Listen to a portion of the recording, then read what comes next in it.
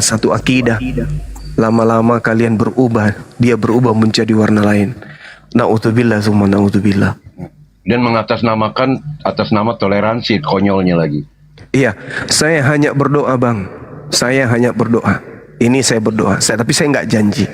Semoga aja Bang Suman tidak berubah pikiran. Kalau sampai saya berubah pikiran, saya akan kejar orang ini. Akan ku kejar sampai dia membusuk di penjara. Tapi insya Allah saya masih kuat. Yang saya kejar itu fitnahannya ketika saya dituduh menginjak Bible. Wallahi saya sedang berperang dengan jiwa saya sendiri. Saya sedang berperang dengan diri saya sendiri. Ini kalau sampai ketukan palu sholat istikharah saya mengatakan kejar, saya akan ada di mana kampungnya, saya akan ada di sana sampai dia benar-benar ditahan. Karena ini iya, karena ini fitnahan yang sangat besar. Dituduh saya yang memerintahkan dia menginjak Bible. Ini kalau hati saya sudah mengatakan laksanakan, pasti masuk orang ini. Saya pastikan masuk dia. Saya pastikan masuk. Karena itu adalah fitnah yang sangat keji, fitnah yang sangat dahsyat. Dan fitnahannya terhadap istri saya almarhumah, fitnahan terhadap pekerjaan saya dan seterusnya. Pasti dia masuk. Nah ini saya cuma berdoa, ya Allah kuatkan saya. Kuatkan saya. Dia masih punya anak kecil. Tapi kalau dia suka mancing-mancing terus, jangan sampai saya tiba-tiba hilang kasar, saya tiba-tiba ada di Riau. Ya, ini yang saya takutkan. Oleh karena itulah kemudian, ya tadi itu sempat saya netes air mata. Ya Allah ya Karim, betapa hebatnya Dikau menunjukkan orang-orang yang sudah bersekongkol dengan orang-orang kafir pembenci Islam, itu selangkah demi selangkah menuju kepada kekufuran tanpa dia sadari. Berjoget dia, bernyanyi dia dengan lagu-lagu rohisnya Kristen. Na'udzubillah summa na'udzubillah. Lantas dia mengatakan jangan lihat liriknya tapi lihat nadanya. Ini sebenarnya sudah dibutakan oleh Allah. Dia tidak sadar Allah sudah membuka sedikit demi sedikit, kemudian ya kekufuran yang ada dalam hatinya itu menjadi satu yang melekat pada dirinya. Masya Allah. Saya takjub dengan Islam ini, takjub dengan kebenaran Al-Quran ini. Bahwa orang yang kemudian bersekongkol dengan orang-orang kafir, sedikit demi sedikit Allah akan bawa kakinya melangkah kepada kekufuran. Na'udzubillah summa na'udzubillah. Ya saya kira begitu teman-teman, tetap semangat, tetap mendukung para apologet kita, baik yang ada di API atau ada di EPMA Tauhid atau ada di Arimatea atau dimanapun mereka yang independen. Dukung terus mereka supaya mereka tetap teguh mempertahankan la ilaha illallah Nabi Muhammad Rasulullah, dan kemudian menggaungkan kemudian kebenaran Islam, menghalau gerakan-gerakan pemurnadan. Dukung terus mereka, sayangi mereka, cintai mereka, dan doakan mereka sehat dan panjang umur. Saya kira begitu teman-teman. Silakan sahabat yang mau menambahkan. Saya nyapa dulu si orang awam, selamat siang orang. Turunkanlah itu host. Ya. Ya, selamat siang bang. Agama apa bang? Wah, udah disepak pula. Oh, siapa yang sepak kalian, woi? Bukan disepak tadi, itu ditarik dari bawah. Ada yang narik bawah. Masya Allah, ngeri kali ya. Ngeri. Betul bang, ngeri kali Abangku Gurunda, sedikit pertanyaanku mengenai logika ini. Ya. Gimana tanggapan ulama atau ustadz yang ada di sekitar sana kalau dia sholat Jumat ya? Masih gimana ya? Apa dia itu udah murtad kan seperti itu bangku? Kecenderungan hati kepada orang-orang kafir itu sudah bagian. Saya tidak mengkafirkan, tapi itu sudah bagian kecenderungan. Coba sahabat-sahabat lihat, ketika yang naik itu Islam dibilangnya pasien. Ketika kemudian yang naik itu kafir, dibilangnya apa itu bilangnya ya? Saudara. Pasien, saudara. Tuh, coba bayangkan. Demi kata toleransi. Tapi Itu dia. ketoleransinya 15. Jadi hatinya sudah condong kepada kekufuran. Saya tidak mengatakan beliau kafir, enggak. tapi hatinya sudah condong kepada kekufuran. Naudzubillah, tsumma naudzubillah. Tapi ini menarik Pak Zuma, pada saat Pak Zuma bicara tadi tentang fitnahannya si topik ini ya terhadap Pak Zuma. Saya coba mencermati. Ini kita bincang-bincang ya Pak Zuma ya. Iya, silakan Bang. Izin dulu Diskusi Pak, sharing lah. Izin dulu Pak Jaru, ada tamu di bawah. Jarudin. Oh iya, mangga. Assalamualaikum. Bang Jarudin. Jarudin ini biasanya orang Makassar ini. Orang awam juga ya. Assalamualaikum warahmatullahi wabarakatuh. Ayo ngomong. Waalaikumsalam warahmatullahi. Waalaikumsalam warahmatullahi wabarakatuh. Nah, kita tanya, Bang, agama apa Bang? Agama Islam. Orang mana Bang?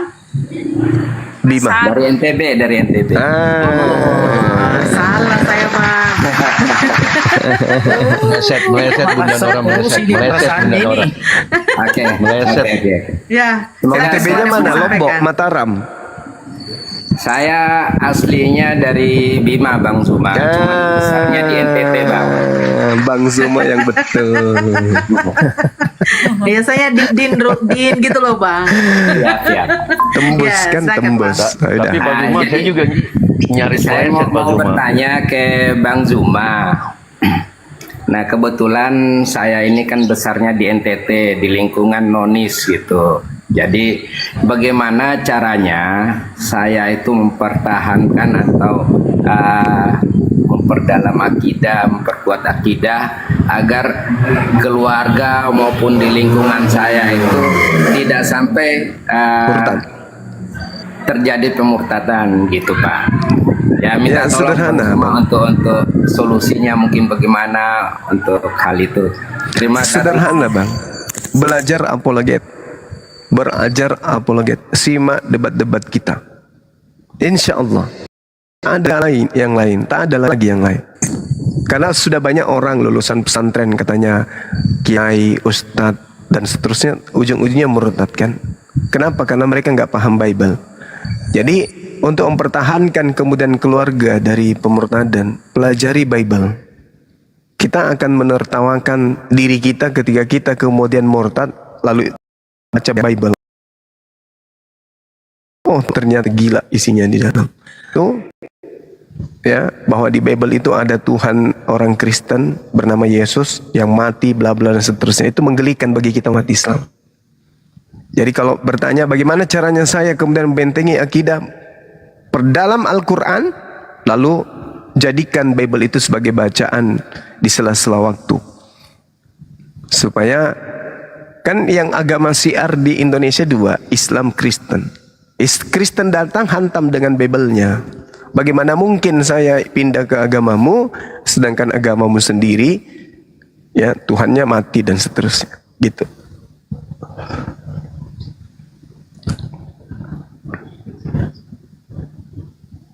Oke, terima kasih Bang Jahrudin. Semoga Bang Jahrudin dan keluarga di sana sehat selalu, selalu istiqomah. Jangan lupa selalu nonton debat-debat Muslim ya, jangan kerung Kristen. Gak ada faedahnya Bang. Oke Bang, saya izin turunkan dulu Bang. Terima kasih. Selamat siang. Assalamualaikum. Terima kasih. Waalaikumsalam warahmatullahi wabarakatuh. Orang awam, silakan. Nora. Saya mau Silakan, bertanya Abangku. nih sama Bang Zuma nih, sama Zuma. Ya bang, agamanya Muslim atau Kristen bang? Kristen Bang, Kristen. Oh iya silakan bang. Diskusi ya bang, diskusi ya. Ya, saya mau nanya sama Zuma nih. Di Al-Quran diajarkan nggak untuk menghina ajaran lain? Saya cuma nanya itu aja. Ya, kalau di Al-Quran itu hinaan dan kemuliaan itu duduk dengan sangat tegas dan jelas. Itu. Ya, bahwa di Al-Quran dijelaskan orang-orang kafir itu karena pengingkaran mereka terhadap Allah kepada kebenaran, maka mereka dikatakan lebih hina daripada hewan. Itu dikatakan di dalam Al-Quran. Ulaika hum syarrul bariyah. Kenapa mereka lebih hina? Tapi bukan untuk dihinakan, karena sudah hina. Seperti misalnya kotoran yang keluar di jamban, kita tidak perlu mengatakan ini kotoran, ini bau, ini busuk. Tidak perlu, karena itu sudah mensifati sifatnya sendiri. Jadi kehinaan tidak perlu dihina, karena memang sudah gambarannya seperti itu. Warna merah tidak perlu lagi dikasih warna merah, karena memang sudah warnanya merah. Hitam tidak perlu lagi dibuat menjadi hitam, karena memang sudah hitam. Yang hina tidak perlu lagi dihinakan, karena memang sudah kodratnya hina. Jadi salah ketika Anda bertanya apakah di Al-Quran diajarkan untuk menghina. Enggak, di Al-Quran tidak diajarkan menghina, tapi di Al-Quran diajarkan mendudukkan yang hina itu pada tempat yang hina, mulia itu pada tempat yang mulia. Tuh. Makanya kami umat Islam itu tidak pernah muluk-muluk, tidak pernah membungkus diri kami dengan kemunafikan. Sekali kami katakan hina, ya hina, itulah adanya. Kenapa mereka hina? Karena mereka tidak menggunakan otak, tidak menggunakan akal. Mereka punya kepercayaan, mereka punya iman, tapi imannya tidak dibarengi dengan akal. Makanya mereka hina dengan sendirinya.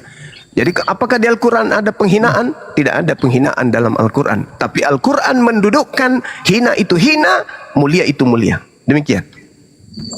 Iya, yang saya pertanyakan cuma itu aja, Bang. Berarti di Al-Quran Abang nggak ada yang mengajarkan untuk menghina akidah lain ya? Tak ada. Tak ada yang mengajarkan untuk menghina akidah lain. Tapi Al-Quran sudah mengatakan akidah di luar Islam itu hina. Berarti yang mengajarkan untuk menghina itu berarti tidak di Al-Quran, berarti oknum yang mengajarkan menghina itu, Bang ya? Saya luruskan lagi, Bung. Ketika saya mengatakan tai itu bau, itu bukan menghina. Tapi saya sedang menyatakan perkara pada kodrat yang sesungguhnya.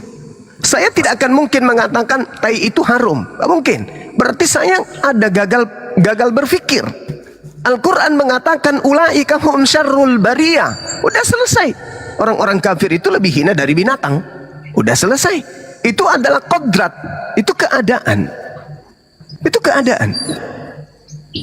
Jadi bukan menghina itu. Saya mendudukkan perkara itu pada tempat yang seharusnya. Jadi saya tidak mengatakan orang kafir itu baik, orang ini enggak. Saya mendudukkan apa yang diterangkan Al-Quran, itu yang saya nyatakan. Bagaimana Yesus menyebut orang-orang kafir ini dengan keturunan ular beludak, serigala buas. Tuh. Bahkan Yesus mengatakan kepada perempuan yang bermohon-mohon kepadanya dengan panggilan anjing. Kenapa demikian? Yesus tidak berkata sesuai dengan dirinya sendiri. Yesus menyatakan kebenaran sesuai dengan fakta yang diwahyukan oleh Elohim, oleh Tuhan kepada dirinya. Di luar Yahudi, itu disebut dengan sebutan guguk.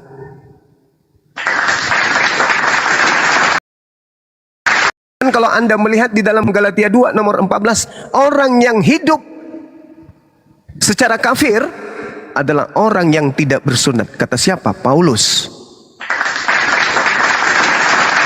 Jadi Islam itu selalu mendudukkan perkara pada tempatnya, Bang. Kami mengatakan orang Kristen kafir. Ya memang kafir. Apa kafir itu? Menutup diri kepada akal. Menutup adalah tidak mungkin akal sehat bisa menerima Tuhan nuzul menjadi bukan Tuhan, setelah menjadi bukan Tuhan dibunuh oleh ciptaan manusia itu sendiri. Kenapa disebut kafir? Ya karena itu menolak akal. Saudara disebut kafir karena menolak akal, menolak kebenaran, menolak logika. Makanya disebut kafir karena menolak kemanusiaannya. Dia manusia tapi menolak kemanusiaannya. Dia lebih cenderung menggunakan kebinatangannya dalam hidup. Itu fakta, itu real. Masuk akal tidak kemudian ada orang mengatakan dirinya orang benar, tetapi secara sehat, secara waras, dalam keadaan sadar, dia percaya Tuhan datang dalam bentuk bayi, lalu besar, lalu ketika dia besar Tuhan itu dibunuh oleh ciptaannya sendiri. Kira-kira orang gini waras tidak? Pasti tidak waras. Makanya disebut kufur, kafir, orang yang menutup diri. Ulaika hum syarrul bariyah. Seguguk-guguknya guguk, tidak ada guguk menyembah kepada guguk. Manusia dikasih akal, tapi akalnya dikebiri. Sampai-sampai doktrin dogma dari barat yang dipercayai oleh orang Roma dan Yunani ditelan mentah-mentah tanpa filter akal. Sehingga apa? Dia nampak gila meskipun sebenarnya dia sehat. Nah, ini makanya bahaya. Bahaya. Yesus mengatakan, waspadalah kepada serigala buas yang nampak seakan-akan seperti domba. Nah, itulah kalian yang kena. Betul itu, Bang.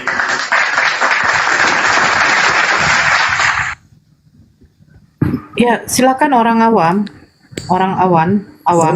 Saya mau menanya mau jawab pertanyaan pernyataan abang tadi. Silakan, silakan. Di luar Muslim itu disebut dengan kata-kata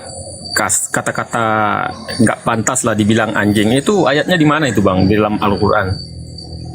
Coba abang tunjukkan, Bang. Ulaika hum syarrul bariyah. Lebih hina, makhluk yang paling hina. Enggak, yang saya pertanyakan memang ada ayatnya atau enggak? Itu aja, Bang. Ya, itu ayatnya tadi. Itu sedang dibacakan, Pak. Yang di Bible maksudnya tadi itu Bang Juma, yang di Bible itu. Enggak, saya bukan di Bible, mau di Al-Quran terserah. Yang penting saya yang mau saya menanggapi pernyataan abang tadi di luar Muslim itu sama dengan anjing. Ya, didengarkan dulu orang awam, didengarkan dulu. Karena Saya dibaca bacakan. itu. Ya. Al-Quranul Karim kemudian diterangkan dalam surah Al-Baqarah ayat 171. Teman-teman Muslim pasti tahu ini Al-Quran. A'udzubillahi minasyaitonirrajim. Bismillahirrahmanirrahim. Allah menyeru, wa mathalul ladina kafaru kamathalil ladzi yan'iku bima la yasma'u illa du'a wa nida summum bukmun umyum fahum la ya'qilun. Seperumpamaan bagi orang Islam penyeru kepada orang kafir adalah seperti seorang penggembala yang meneriaki binatang yang tidak mendengar selain panggilan dan teriakan. Coba Anda panggil monyet, monyet, jangan kau tidak mandi hari ini. Monyetnya dengar. Apakah mengerti? Tidak. Monyet, jangan kau nyebrang, nanti kau digilas mobil. Monyetnya dengar gak? Dengar. Tapi apakah peduli? Tidak. Kenapa? Karena mereka binatang. Coba, saudara diajak Yesus untuk percaya dirinya sebagai Tuhan atau utusan Tuhan. Coba cek dulu, cek diri Anda dulu. Yesus menyuarakan dirinya sebagai utusan Tuhan atau Tuhan itu sendiri? Kalau pribadi saya, Bang, Yesus itu Tuhan bagi pribadi. Itulah yang dimaksud Al-Quran. Wa mathalul ladzina kafaru kamathalil ladzi yan'iku bima la yasma'u illa du'a wa nida. Mereka seibarat hewan yang diseru oleh para penggembala. Mereka hanya mendengarkan suara tapi tidak mengerti isi suara tersebut. Saya kasih data kepada saudara. Yohanes 5 nomor 36. Ada kesaksianku. Aku Yesus berkata, ada kesaksianku yang lebih penting dari kesaksian Yohanes Pembaptis, bahwa seluruh mujizat yang aku kerjakan, mujizat itu yang sedang aku kerjakan hari ini, saat ini, dan mujizat itu yang bersaksi bahwa aku adalah utusan Allah. Anda dengarkan suara itu kan? Anda dengar, Anda baca, bahkan Anda jadikan itu sebagai kitab. Tapi apakah Anda mengerti isi daripada pernyataan Yesus? Tidak. Nah, ini yang diterangkan Al-Quran. Mereka seperti binatang mendengarkan suara tapi tidak mengerti suara itu. Yesus sudah mengatakan, dunia harus tahu bahwa aku senantiasa mendengarkan engkau wahai Bapa, dan aku senantiasa tunduk, sujud, melaksanakan segala apa yang engkau perintahkan kepadaku. Yohanes 14 nomor 31. Anda paham pernyataan Yesus? Yohanes 17 nomor 3. Hidup kekal itu adalah mereka mengenal Yesus Kristus yang engkau utus. Apakah Anda mendengar? Mendengar. Apakah Anda baca? Baca. Tapi apakah Anda paham? Tidak. Selayaknya monyet yang nyebrang jalanan diteriakin, monyet, ada mobil. Monyetnya santai-santai aja. Kenapa? Karena dia hewan. Wa mathalul ladzina kafaru kamathalil ladzi yan'iku la yasma'u illa du'a wa nida. Summum buk. Mereka tuli, mereka bisu, mereka buta, maka mereka tidak mengerti. Ini yang Anda alami sekarang.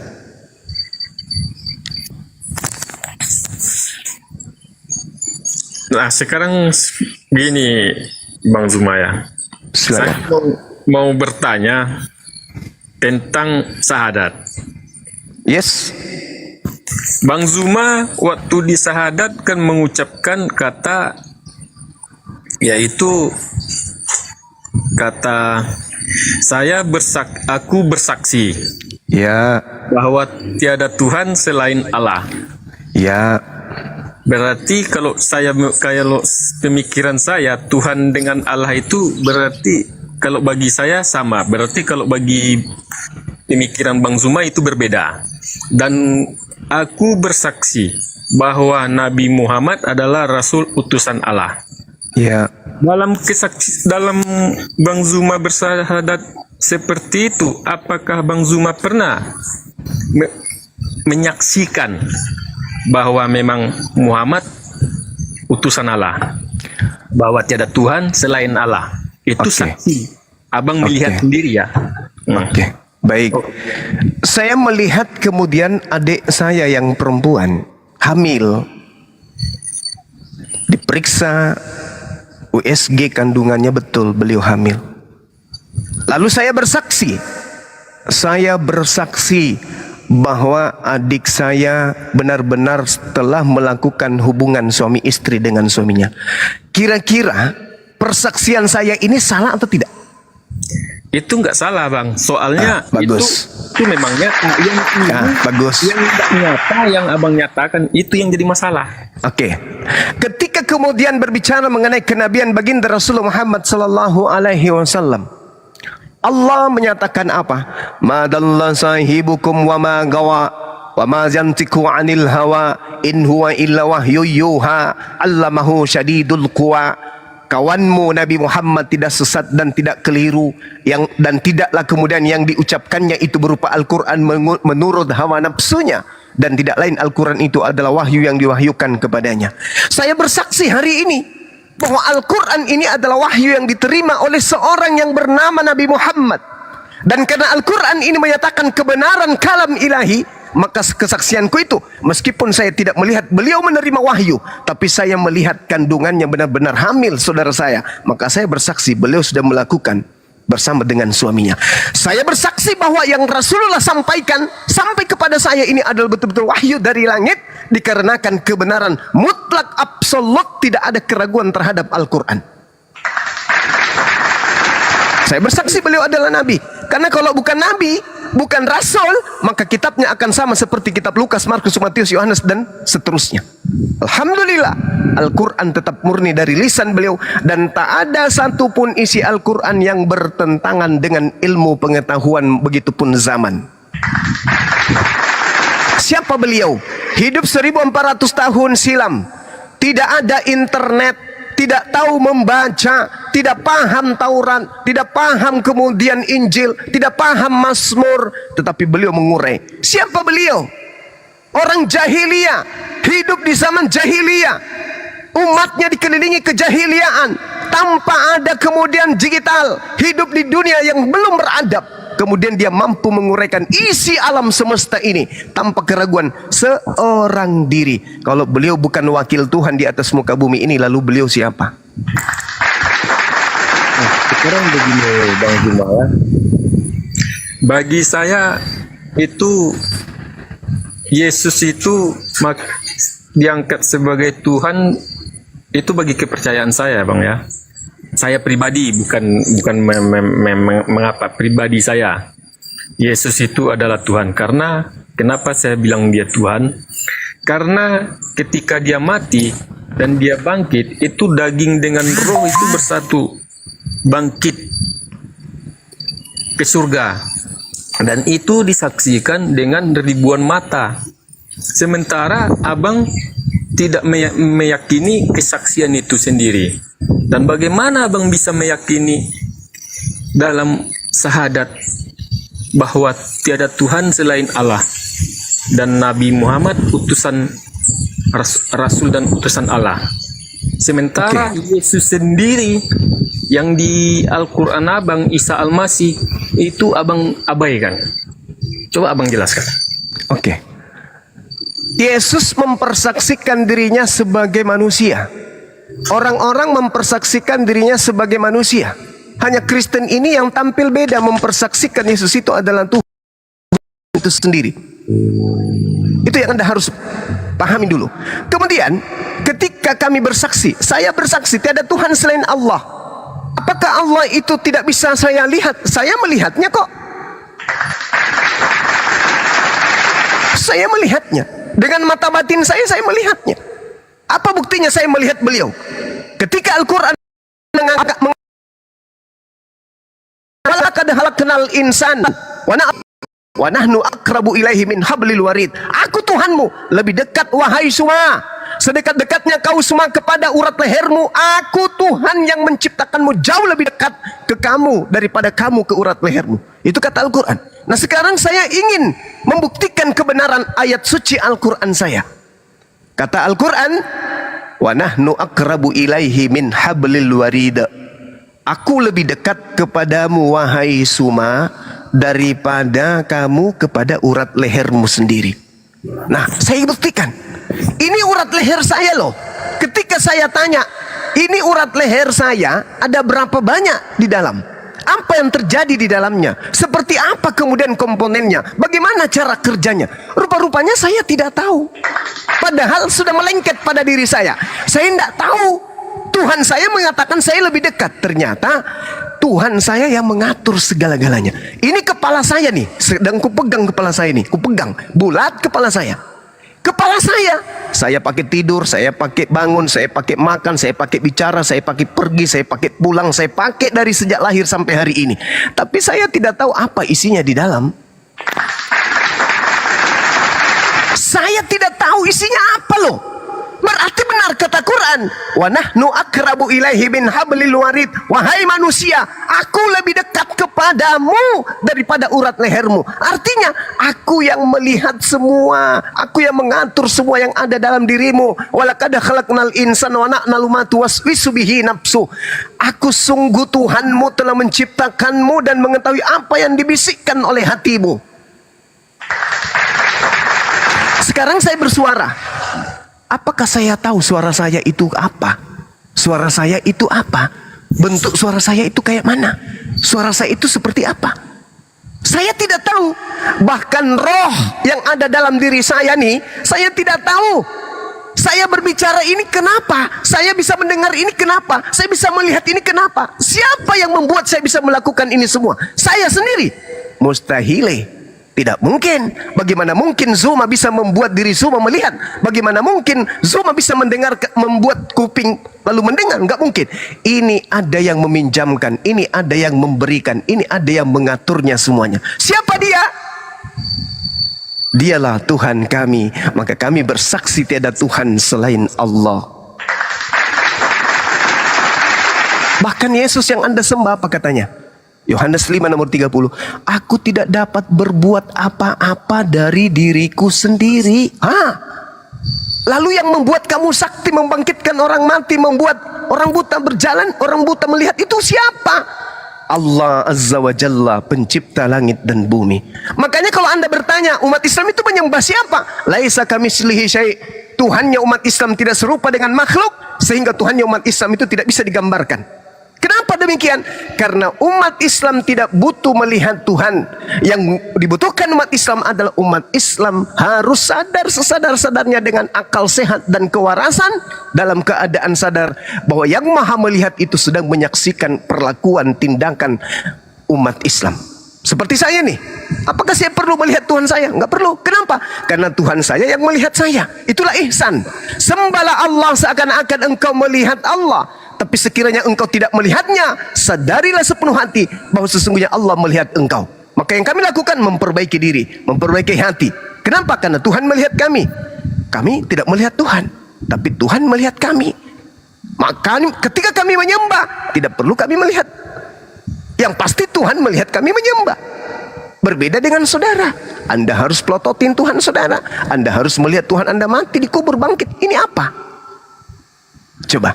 Jadi kalau Anda mengatakan kamu bersaksi, yes, alam semesta ini kemudian adalah bentuk eksistensi wujud keberadaan Allah. Pencipta langit dan bumi menciptakan dua alam sebagai bentuk wujud eksistensi keberadaannya. Alam semesta, alam tempat kita bernaung, dan tubuh kita ini. Tubuh kita ini adalah eksistensi keberadaan Allah. Tidak ada kita kalau tidak ada Tuhan. Tuhanlah yang mengadakan tubuh ini. Sehingga dengan adanya tubuh ini membuktikan Tuhan itu ada. Apakah Anda bisa ada tanpa ada Tuhan? Tidak mungkin. Berarti adanya kita bukti adanya Tuhan. Maka tanpa Tuhan memperlihatkan wujudnya, orang sehat akal sudah paham bahwa Tuhan itu ada. Tugas kita apa sekarang? Mencari dia? No. Tuhan kita sekarang, tugas kita sekarang ini adalah beribadah, menyembah kepada dia yang ada. Yod he fa fe, huwa hu ya huwahu, dia yang ada, yang ada. Ini yang dikatakan Al-Quran, Allahu la ilaha illa huwal hayyul qayyum. Allah maha melihat, tak perlu kita melihatnya karena kita tidak maha melihat. Allah maha mendengar, tak perlu kita mendengar suaranya karena kita tidak maha mendengar. Hanya Allah yang melihat, maha melihat dan maha mendengar. Maka cukup kita beribadah kepadanya. Dia melihat kita, dia mendengar kita. Luruskan hati kita. Makanya seluruh nabi mengajarkan apa? Jalan lurus, jalan lurus, jalan lurus menuju kepada Allah. Yesus pun mengatakan, akulah jalan, akulah kebenaran, akulah hidup. Tidak ada yang sampai pada pencipta langit dan bumi tanpa menunjuk jalan. Dia yang menunjukkan rambu-rambu. Ini kiri, ini kanan, ke depan agak menurun, ke depan lagi agak ke atas, tonjokkan ke atas, dan seterusnya. Yesus adalah penunjuk jalan. Dia adalah Mesias, dia adalah Al-Masih, dia adalah Nabi, dia adalah Rasul bagi Bani Israel menuju kepada Allah. Nabi Muhammad adalah jalan menuju kepada Allah, bukan hanya kepada Bani Israel, tapi seluruh umat manusia, termasuk Anda yang awam. Demikian.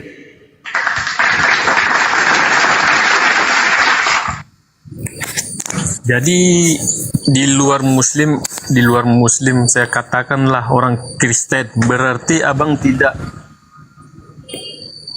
apa dengan mujizat Yesus itu bang ya? Saudara, Ya, kami beriman kepada Nabi Yesus. Umat Islam itu beriman kepada Rasul Yesus. Oke? Nabi Yesus itu orang yang sangat luar biasa, membangkitkan orang mati biiznillah dengan izin Allah, membuat orang lumpuh, orang buta sembuh total. Itulah hebatnya Nabi kami, Nabi Yesus. Beliau Nabi kami yang diutus oleh Tuhan kami kepada saudara Bani Israel. Kami beriman, makanya kita bantah-bantahan. Kenapa? Karena pada prinsipnya Kristen beriman Yesus mati terkutuk. Kami beriman Yesus tidak mati terkutuk. Yesus manusia mulia. Itu pembedanya. Kami memuliakan Yesus, kalian menghinakan Yesus. Itu bedanya kita. oke, begini Silakan. bang. Di Al-Quran abang itu Isa tidak terhina, sementara di kami karena Yesus abang menghinakan. Itu bagaimana itu bang? Di sisi satu abang Oke. menganggap Isa itu tidak terhina, di sisi yang lain kami yang orang Kristen yang mempercayai Yesus abang hinakan. Ada dua hal. Menjelaskan. Ada dua hal. Yang pertama, kenapa kami harus menyadarkan saudara Kristen tentang penghinaan, penistaan orang-orang Yahudi terhadap oknum yang disebut Yesus di Bible? Karena orang Kristen menghina Allah sembahan kami. Karena orang Kristen menghina Nabi Muhammad SAW, Nabi kami. Maka kami menyadarkan, di Bible kalian, Yesus itu sangat dihinakan dan direndahkan, bahkan disebut sebagai makhluk terkutuk yang digantung di atas pohon. Itu satu. Itu satu. Dengarkan yang kedua. Yang kedua, ketika kami berbicara Al-Quran, surah An-Nisa ayat 157, Nabi Isa diangkat ke langit, dan yang disalibkan itu adalah orang yang diserupakan dengan beliau. Kemudian Nabi Isa di dalam Al-Quran surah Al-Ma'idah ditanya oleh Allah, wa iskalallahu ya Isa bin Maryam a anta qulta linastahizuni, apakah engkau yang mengajarkan mereka menuhankan dirimu? Apa kata Nabi Isa? Oh tidaklah ya Rab, aku tidak pernah mengajarkan mereka untuk mempertuhankan diriku. Tapi faktanya orang Kristen ada menuhankan sosok bernama Yesus. Nah, di dalam Bible ternyata ada dua sosok Yesus. Yang pertama, sosok Yesus yang datang mengajarkan Injil Allah di tengah-tengah Bani Israel yang disebut Injil Allah. Dan yang kedua, ada yang mengajarkan kemudian Injil-Injil lain selain daripada Injil Yesus, yaitu Yesus palsu yang datang kepada Paulus, Ananias, dan juga penulis kitab Wahyu. Jadi di dalam Bible itu ada dua Yesus.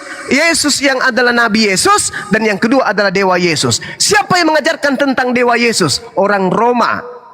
Siapa mereka? Paulus, Lukas, Markus, dan penulis-penulis yang lain. Jadi yang saudara Kristen sembah bukan bukan Nabi Yesus. Yang Kristen sembah adalah Dewa Yesus, Theos Yesus, yang datang kepada Paulus. Akulah Yesus yang kau aniaya, akulah Yesus sang bintang timur, dari tunas Daud bintang gemilang. Itu bukan Nabi Yesus, itu Dewa Yesus. Jadi yang kau sembah hari ini itu bukan Nabiullah, bukan Rasulullah, tapi Dewa Yesus. Mau bukti? Anda coba tanya kepada Matius 7. Buka sekarang Matius 7. Matius 7 di situ, coba Anda lihat. Saya kasih kerangkanya. Orang yang memanggil Yesus Tuhan. Yang kedua, orang yang bermujizat pakai nama Yesus. Yang ketiga, orang yang mengusir setan pakai nama Yesus. Ini Bung, kalau Anda lihat tokoh-tokoh agama saudara nih, pastor, pendeta, penatua dan seterusnya, kalau Anda lihat mereka yang sudah bisa kemudian mengusir setan, pasti mereka imannya kuat menurut perspektif iman Kristen.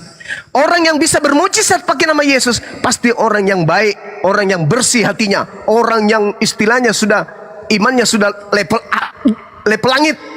Tapi kenapa diusir oleh Yesus?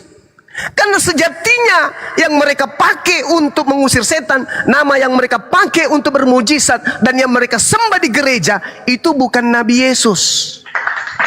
Makanya dikatakan dalam Matius 7, 22-23, pada hari terakhir nanti banyak orang akan berseru kepadaku, Tuhan Yesus, Tuhan Yesus, bukankah kami bernubuat pakai namamu, wahai Tuhan Yesus? Bukankah kami mengusir setan pakai namamu juga, wahai Tuhan Yesus? Bukankah kami mengusir setan pakai namamu juga, wahai Tuhan Yesus? Itu orang Kristen tuh, ngemis-ngemis nanti di padang mahsyar. Tapi apa kata Yesus? Pada hari itulah aku akan berterus terang kepada mereka orang Kristen yang bermujizat berbuat mengusir setan pakai namaku ini. Enyahlah daripada kalian semua adalah pembuat kejahatan. Hayo. Kenapa bisa demikian? Karena yang kalian sembah di gereja itu bukan Nabi Yesus. Yang kalian sembah adalah Dewa Yesus yang diperkenalkan oleh orang barat kepada kalian. Enyahlah daripadaku, kalian semua adalah pembuat kejahatan. Kenapa orang Kristen diusir? Padahal mereka sudah sampai pada level mengusir setan, bermujizat. Kurang apa lagi coba? Kenapa diusir? Ya karena mereka menyembah bukan kepada Tuhan yang betul, tapi menyembah kepada makhluk halus yang datang kepada Paulus. Akulah Yesus yang kau aniaya, hanya berupa suara dan cahaya. Itu bukan Yesus. Itu bukan Yesus. Itu makhluk halus yang datang. Nah, jadi ada dua hal, mudah-mudahan Anda paham kenapa Bang Suma kemudian selalu menitik beratkan kepada Bible. Yesus ditampar, Yesus ditelanjangi, Yesus ditombak, Yesus digantung, Yesus terkutuk. Kenapa? Karena orang Kristen menghina Allah, menghina Rasulullah, menghina Al-Quran. Nah, kenapa kemudian Bang Suma mengatakan Yesus itu bukan Tuhan? Karena memang menurut Al-Quran, wa idza husyiran nasu kanu a'da kanu lahum a'da wa kanu lahum Na'udzubillah min dzalik. Saya lupa ayatnya. Pada hari terakhir nanti banyak orang, pada hari terakhir ketika manusia dikumpulkan, apa yang mereka sembah akan menjadi musuh bagi mereka. Kalian menyembah Yesus, musuh Yesus adalah kalian. Kalian memuji Yesus, Yesus akan menolak pujaan-pujaan kalian. Itu jelas itu. Wa kana kafiru ala rabbihi zahira. Dan orang-orang kafir memang selalu kemudian menyesatkan. Jadi dua hal ini yang harus Anda dalami, Anda harus pahamkan kepada diri Anda sendiri, bahwa ternyata selama ini yang saya sembah bukan Yesus yang datang melakukan penginjilan, tetapi yang saya sembah adalah makhluk halus yang membawa-bawa nama Yesus. Demikian. Ya. Sekarang pertanyaan saya begini lagi, Bang. Kalaulah memang benar Yesus yang Abang bilang itu sesat, tapi bagi saya itu Yesus yang saya yakini, yang saya percaya dialah Tuhan.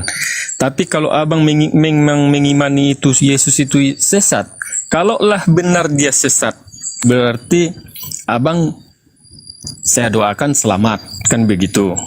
Akan tetapi kalau yang Anda sesatkan itu di dalam Al-Quran Abang ialah Isa, ternyata benar.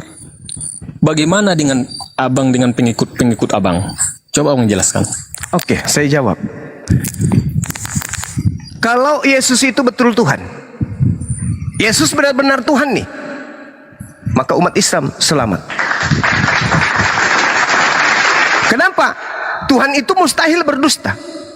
Tuhan itu mustahil berbohong.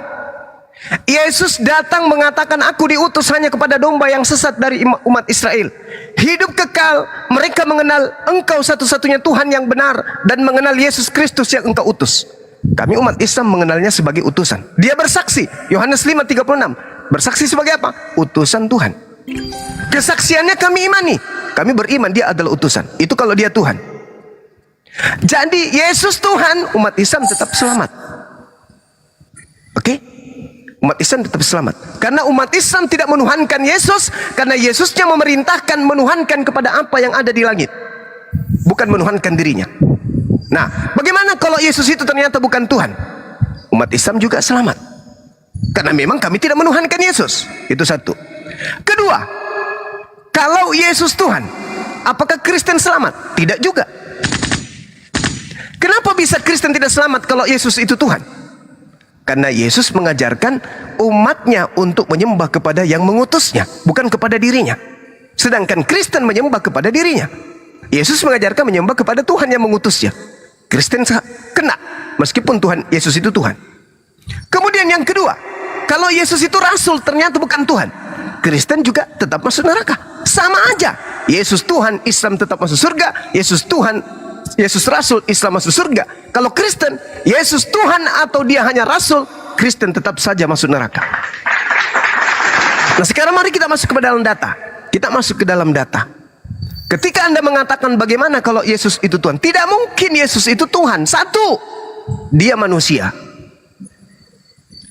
Yesus datang di tengah-tengah Bani Israel, mengajarkan dirinya untuk dipercayai sebagai Rasul Tuhan. Yohanes 17:8. Segala firman yang engkau berikan kepadaku telah aku sampaikan kepada mereka, dan mereka telah menerimanya, dan mereka tahu dengan benar bahwa engkaulah yang telah mengutus aku. Berarti murid Yesus setelah menerima firman yang Yesus ajarkan, murid-muridnya percaya bahwa Yesus itu adalah utusan Tuhan. Yang kedua, Yesus siapa menurut Yesus? Yohanes 5:36. Kesaksian Yesus bahwa dia adalah utusan Tuhan. Jadi Yesus menurut Yesus dia adalah Rasulullah, dia adalah utusan Allah. Lalu dari mana aspek ketuhanannya? Aspek ketuhanan oknum yang Anda sebut Yesus itu hanya diajarkan kemudian oleh penyesat. Tak kasih data. Baca Lukas 21:8. Waspadalah kepada penyesat yang datang kepadamu, Yesus, dan berkata, akulah dia. Penyesat akan datang dengan memakai namaku, yaitu nama Yesus. Nah, malaikat berkata di dalam Kisah Para Rasul 1:11, Yesus yang kalian lihat ke langit akan datang kedua kalinya, sama seperti kalian melihat dia ke langit. Ketika Yesus terangkat ke langit, dia terangkat dengan jasadnya. Ketika turun yang kedua kalinya pun, dia akan turun bersama dengan jasadnya. Sedangkan yang datang kepada Paulus, pendiri agama Kristen, hanya suara saja tanpa jasad. Siapa dia? Itulah penyesat. Waspadalah kepada penyesat yang datang kepadamu dengan memakai namaku dan berkata, akulah dia. Waktunya sudah dekat, jangan kamu percaya. Lukas 21:8. Kemudian Matius 24. Apa yang dikatakan oleh Yesus? Apabila sang pembinasa keji berdiri di tempat suci, yaitu tanda-tandanya, apabila ada orang berkata kepadamu, lihat ada Yesus di padang gurun, lihat ada Yesus dalam bilik, jangan kau percaya. Sebab Yesus palsu dan nabi-nabi palsu akan datang dan akan melakukan banyak mujizat, sekiranya mungkin dia menyesatkan banyak orang dan orang-orang pilihan juga. Camkanlah, aku sudah mengatakannya terlebih dahulu kepadamu. Jadi apabila ada orang yang berkata kepadamu, ada Yesus di padang gurun, ada Yesus di dalam bilik, jangan kamu percaya. Sebab sama seperti cahaya, demikianlah juga nanti aku datang kedua kalinya, seperti cahaya yang terlontar dari timur sampai ke barat. Berarti Yesus mengatakan, wahai Bani Israel, kalau ada orang berkata kepadamu dia bertemu aku di padang gurun, ada bertemu Yesus di dalam bilik penjara, kata Yesus, jangan kau percaya. Makanya orang Yahudi sampai hari ini tidak percaya agama Kristen, tidak percaya kepada Paulus, karena Paulus berteriak, Aku bertemu dengan Yesus di padang gurun loh. Aku bertemu Yesus dalam bilik penjara loh. Apa kata Yesus kepada muridnya? Jangan kamu percaya. Makanya Paulus mengaku di dalam Galatia 2 nomor 8, aku diutus kepada orang-orang yang tidak bersunat. Aku diutus kepada non-Yahudi. Galatia 5 nomor 15. Makanya yang mengajarkan kalian menyembah kepada manusia Yesus itu bukan Yesus, tapi Paulus, karena Paulus sendiri mengaku bertemu dengan Yesus dan bertemu dengan dan mengajarkan dirinya diutus kepada orang-orang yang tidak bersunat. Itu kenapa saya kemudian mengatakan bahwa kalau Yesus itu Tuhan, mustahil, karena Yesus sudah dituhankan, sudah dibuktikan, sudah dipraktekkan oleh orang Kristen 2000 tahun lamanya, bahkan sampai hari kiamat. Tapi apa endingnya? Enyahlah daripadaku kalian semua pembuat kejahatan. Kenapa mereka disebut pembuat kejahatan orang Kristen ini? Karena orang Kristen tidak menyembah kepada Tuhan yang diperkenalkan oleh Abraham, Ismail, Ishak dan Yakub. Coba Anda baca Matius 15 nomor Matius 7 nomor 15 sampai nomor 23. Situ sangat jelas kenapa orang Kristen diusir. Karena orang Kristen tidak melakukan kehendak Bapa, tetapi kehendak nabi palsu yang adalah serigala yang Kristen lakukan. Sederhana Bung, sederhana belajar kebenaran itu. Saya berbicara begini bukan karena saya Islam, enggak. Saya berbicara dengan begini karena saya menggunakan akal. Akal yang saya gunakan. Saya belajar Al-Quran pakai akal. Saya belajar Bible pakai akal. Saya tendang jauh-jauh doktrin. Saya tendang jauh-jauh dogma. Yang saya gunakan adalah akal. Kenapa bisa pakai akal Bang Suma? Terakhir 1 menit. Kenapa bisa pakai akal Bang Suma? Yes! Karena manusia diciptakan oleh yang maha tahu. Sehingga ketika yang menciptakan manusia yang maha tahu ini menciptakan akal kepada diri manusia, maka tentu akal yang datang dititipkan oleh Allah kepada manusia ini tidak akan pernah bertentangan dengan konsep ketuhanan. Tidak akan pernah bertentangan dengan kalimatnya itu sendiri. Maka akal diciptakan dengan kitab yang diciptakan, yang diwahyukan oleh Allah harus selaras, harus seia sekata. Nabi-nabi yang diutus kemudian di atas muka bumi harus selaras dengan akal. Tidak boleh bertentangan dengan akal. Jadi kalau ada agama yang tidak menggunakan akal, maka agama itu harus dipertanyakan. Kalau ada agama yang selaras dengan akal, maka itulah agama yang berasal dari yang maha mengetahui. Karena mustahil Allah Tuhan yang maha mengetahui menciptakan akal lalu mengutus wahyu, sementara wahyu yang diutusnya bertentangan dengan akal itu sendiri. Itu mustahil. Mustahil pabrik yang elegan, yang bonafit membuat produk, misalnya mobil. Mobil diciptakannya pabrik ini, kemudian mobil ini dibuatkan buku panduan, tapi isi buku panduannya ini adalah cara memelihara ikan di tambak. Tidak mungkin. Berarti pabrik ini tidak maha tahu terhadap karyanya sendiri. Pabrik yang tahu tentang karyanya sendiri akan mengeluarkan buku tentang mobil yang dikeluarkan. Dia mencetak mobil metik, maka dia kemudian akan menciptakan buku panduan untuk mobil metik tersebut. Tidak mungkin pabrik yang benar akan menciptakan mobil tetapi buku panduannya tentang memelihara udang di tambak. Mungkin. Nah, inilah yang terjadi. Kitab Anda tidak rasional sehingga Anda tidak menjadi Kristen dengan akal. Anda menjadi Kristen hanya karena dogma. Kenapa? Karena akal Anda dan kitab Anda bertentangan. Dinetain sama ibunya, dibunuh oleh ciptaan. Itu bertentangan dengan akal. Tapi sudah terlanjur ditulis di buku Anda. Berarti buku Anda tidak sesuai dengan akal. Dengan kata lain, buku Anda itu bukan dari Allah, bukan dari pencipta langit dan bumi. Karena pencipta langit dan bumi mustahil. Wah, kena report kan? Wah, aku kirain tadi. Kena Ya, parah. Wah, udah habis. di tap-tap dulu layarnya semua. Ingin tetap layarnya. Di tap-tap. Oh, udah 1 M ya? Iya. Iya, 1 M. Oke, sebentar ya. Bang, orang awam sebentar ya. Orang awam sebentar.